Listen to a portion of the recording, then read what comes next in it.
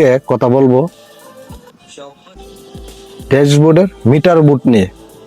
এখানে দেখেন সাধারণত 5টা অপশন আছে, 1 2 3 4 5, ভিতরে আরেকটা আছে, হিসাবে 6টা, উপরে একটা 7টা অপশন।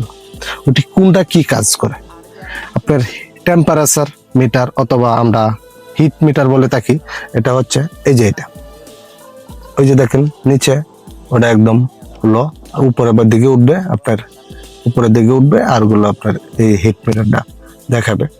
হ্যাঁ, ওটা হচ্ছে আপনার টেম্পারেচার মিটার অথবা হিট মিটার। এই যে একটা মিটার দেখছেন পাশে, ওটা হচ্ছে আপনার তেলের মিটার।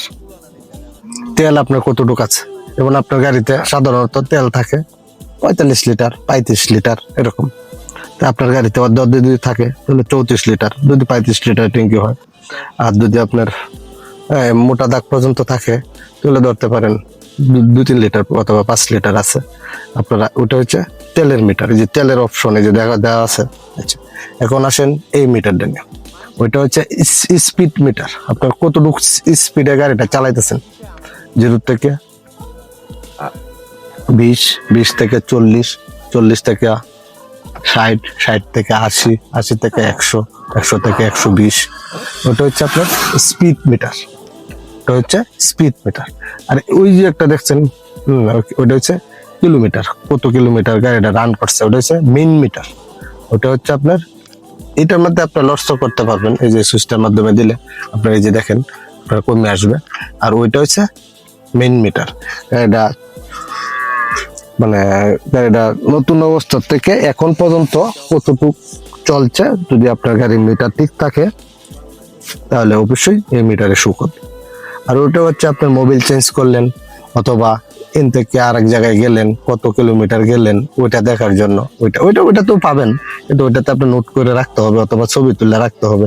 আর ওইটাতে আপনি একটা চাপ দিয়ে 0 করে দিলেন, এনে জায়গা দেখলেন কত কিলোমিটার যাচ্ছে। আচ্ছা, এটা হচ্ছে আপনার গিয়ারের ফাংশন। আপনি কোন গিয়ারে আছে গাড়িটা, কোন গিয়ারে চালাইতেছেন, যে PRND2L, এটা হচ্ছে আপনার গিয়ারের মিটার। আচ্ছা, ওইটা কি মিটার? ওইটা তো ওইটার মতনই দেখা যায়। ওইটা হচ্ছে আপনার RPM মিটার। ওটা হলো আপনার যে অ্যাক্সেলেটরটা কি পরিমাণে চাপ দিতেছেন ওইটা দেখানোর জন্য হচ্ছে এই মিটারটা।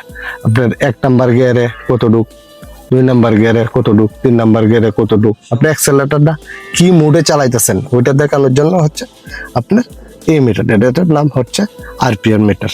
আশা করি আপনারা নতুনরা যারা শিখবেন, অবশ্যই আপনারা যদি ভিডিওটা দেখেন তাহলে আপনারা কোনো না কোনো কাজে আসবে। সকলকে ধন্যবাদ।